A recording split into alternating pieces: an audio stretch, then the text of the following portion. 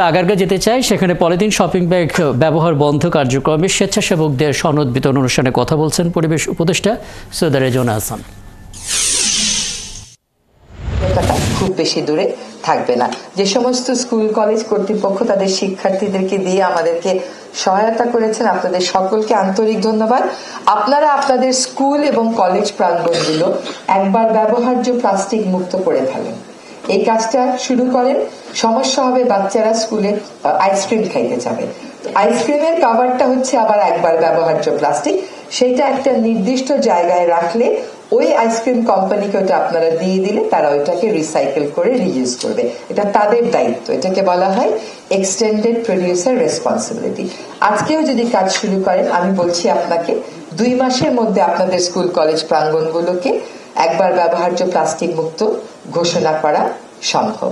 আমরা একসাথে দেশকে পলিথিন মুক্ত করি, একবার ব্যবহার্য প্লাস্টিক মুক্ত করি এবং শব্দ দূষণ কমিয়ে আনি। সকলকে ধন্যবাদ। দর্শক, আমরা ছিলাম আগারগাঁতে এবং সেখানে পরিবেশ উপদেষ্টা সৈয়দা রেজওয়ানা হাসান কথা বলছিলেন এবং তার বক্তব্যের আরও বিস্তারিত নিশ্চয়ই থাকবে আমাদের পরবর্তী সংবাদ সংযোগগুলোতে।